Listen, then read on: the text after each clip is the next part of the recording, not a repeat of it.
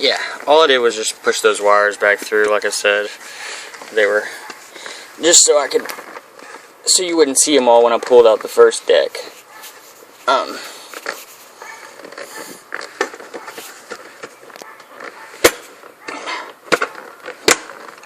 Snap all that back into place, and you don't necessarily have to do this, but you can't see it.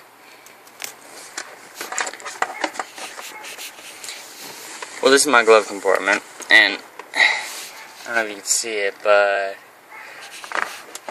I just basically drilled a small hole through here, and then it just goes right up there and coming through here. So this is for my iPod connection. You know, it's convenient, it's safe, I can lock it up. And then I just pulled all these through. It's these two, and also where is it? The S-Video. This is for the camera. And same thing applies to that. I ran it through there and just had to go a little bit further to the back. This is your radio wire. And like I was talking about earlier, I can see in there, this camera sucks. But this is my cigarette lighter, and it goes, and then you might want to invest in a currency tester. Basically just let you know when something's getting 12 volts, whatnot. And I know that this is a Japanese car, and if you ever tried to charge your cell phone while your car was off and you're in any other vehicle in the world besides domestic American-made vehicles, it won't charge because it's not a 12 constant. It's connected to your ignition switch, which when you turn it on, it gets power. So that is perfect. So what I did was,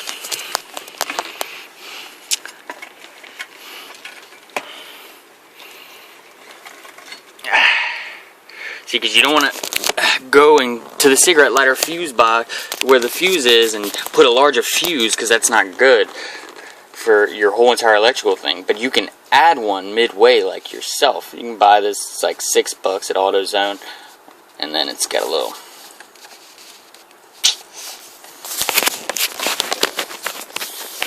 basically you can open this up and there's a fuse right there. It's really tight though. Yeah, I just wired that up to the red ignition accessory cable. Alright, so it's looking like we're good to go. This is where the zip ties come in handy. I'm a neat freak, so that's the only reason why I'm saying this, but I'm basically just going to clean everything up. I'm going to pause the video. I'm not going to make you watch me do this, but I'm just going to wrap everything up and then zip tie it so it's nice and clean, and then we'll finish. Alright, that looks much better. Got everything zip tied and pushed to the side, so my monitor has plenty of room to breathe. And all the wires are close to the same length, which is really good. Makes it easier for when I'm uninstalling it. I also ran my mic, just drilled a hole, ran the wire through there. I did it right there because I think it's convenient. I know you can run it up there and stuff, but that was just too much work for me. I think it looks good right there. So let's put it in. See what we're working with. Try to set this up.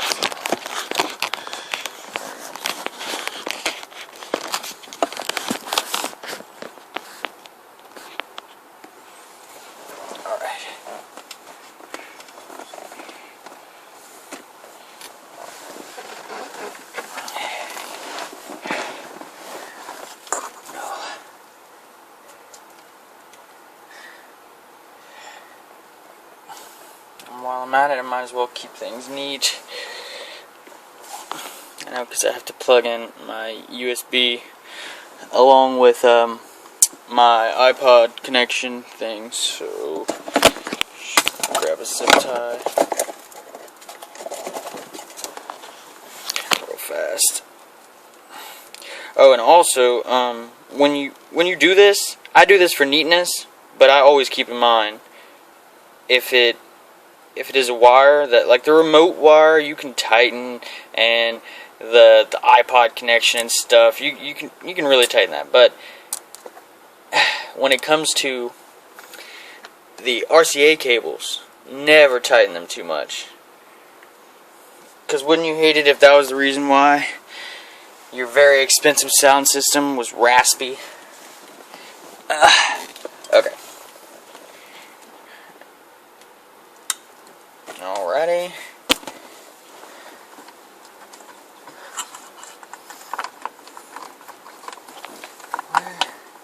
Where did that thing go? Oh, okay. Here it is. I'm going to tuck everything back off.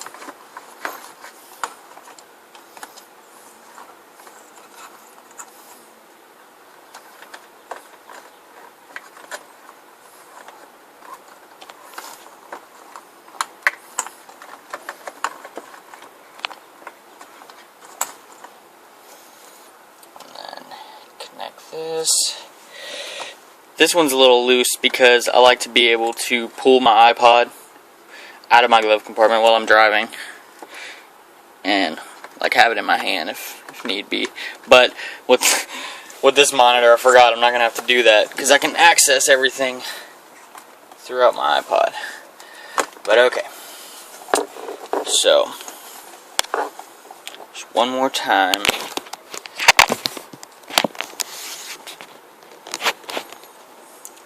Alright, so we got RCA cables,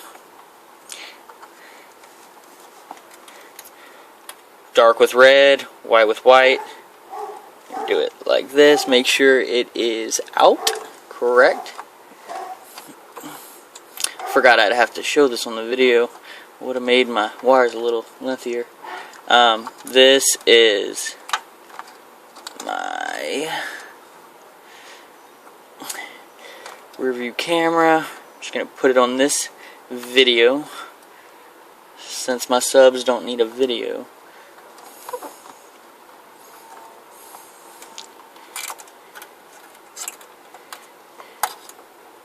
And then you're going to want to put the iPod connection on in because it's sending this thing information instead of the other way around.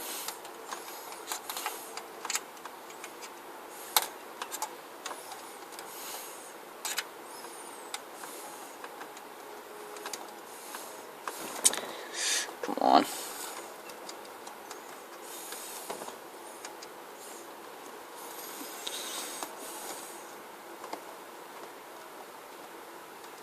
Alright.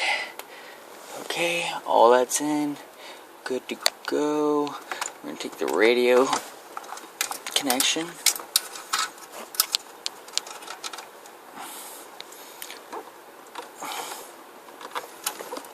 Can't see.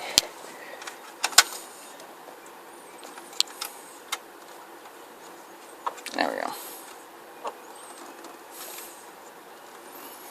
That's in there. And then get this remote wire to come out. This is where they connect.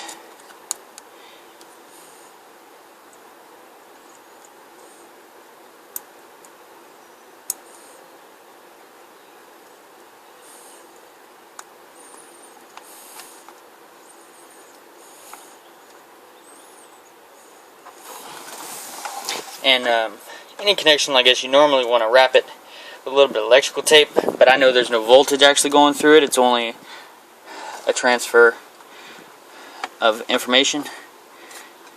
And parking brakes connected, double checking everything.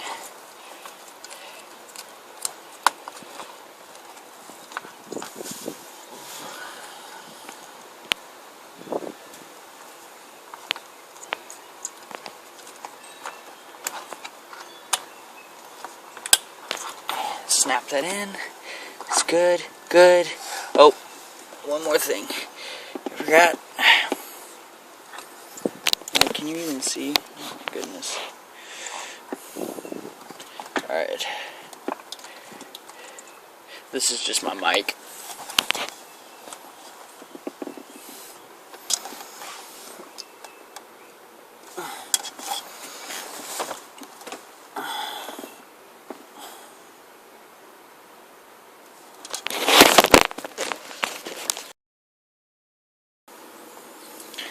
Alright, everything looks good. Forgot to mention this. If you ever have a loose wire like this, you always want to make sure it's covered with electrical tape. Since I actually know what it does and what it supplies and everything, I'm not worried about it at all because it's not going to trigger, it's not going to send out any voltage, and it's not going to disturb any of my other wires in there. But like, for example, this. Exactly like that, just a little electrical tape. You never want to cut it too short in case the person you sell it to or later down the road you want to add something and you need that wire, then you're screwed. You want to just give it a little trim. Alright, and this should be able to slide right on in.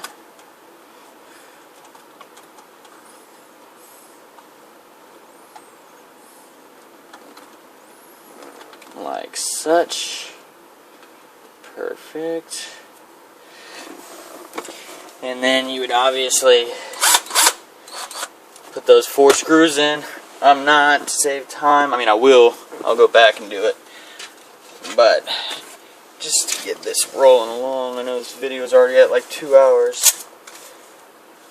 Let's see.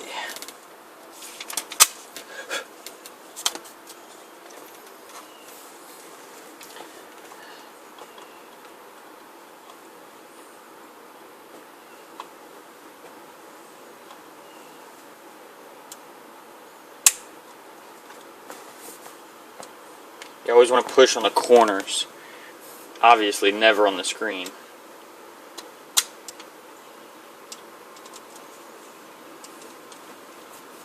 That should do it.